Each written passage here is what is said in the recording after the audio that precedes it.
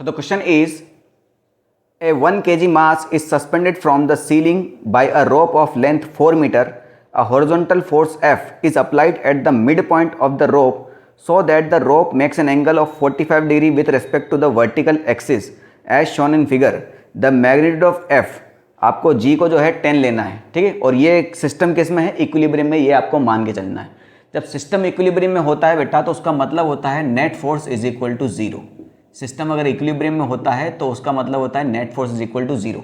Equilibrium में आपके दो होते हैं, एक होता है ट्रांसलेशन इक्विलिब्रियम, एक होता है रोटेशनल इक्विलिब्रियम। यहाँ पर ट्रांसलेशन इक्विलिब्रियम है क्योंकि कोई ऑब्जेक्ट घूम नहीं रहा है। अगर यहाँ ऑब्जेक्ट घूम भी रहा होता तो फिर हम रोटेशन इक्विलिब्रियम भी लगाते, यानी net torque is equal to zero भी लगाते। वहाँ पर हमें अभी हाल फिलहाल हमें कोई दिक्कत नहीं है, सिर्फ net force is equal to zero करना है। तो हम क्या कर सकते हैं बेटा, सिंपली इसके क्या कर लेंगे, कॉम्पोनेंट कर लें। ये थीटा एंगल जो है 45 डिग्री है, तो मैं इसको यहाँ से हटा देता हूँ क्योंकि मुझे कॉम्पोनेंट करना है। तो इसको मैं छोटा सा थीटा लिख देता हूँ, ये 45 है, तो इसका एक कॉम्पोनेंट जिस एक्सिस के साथ थीटा एंगल होता है उसके साथ कॉम्पोनेंट होता है T1 cos 45 वाला, यानी इधर कॉम्पोनेंट आ जाएगा इसका T1 cos 45, ठीक है। और इसके परपेंडिकुलर इसका कॉम्पोनेंट होता है sin 45, sin थीटा वाला, यानी T1 sin 45। इसमें कोई डाउट नहीं।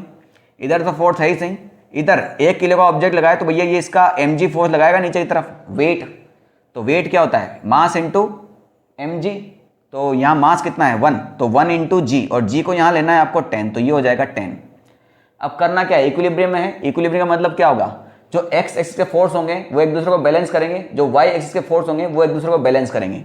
यानी जो आपका T1 sin 45 है ये हो जाएगा f के बराबर, और T1 cos 45 जो है वो हो जाएगा 10 के बराबर, ठीक है। तो डिवाइड कर दो भाई, डिवाइड करेंगे तो अगर मैं इस इक्वेशन नंबर 1 डिवाइड बाई 2 करता हूँ, तो ये T1 से T1 खत्म हो गया, sin 45 डिवाइड बाई cos 45, ये हो जाएगा आपका tan 45 is equal to f divide by 10।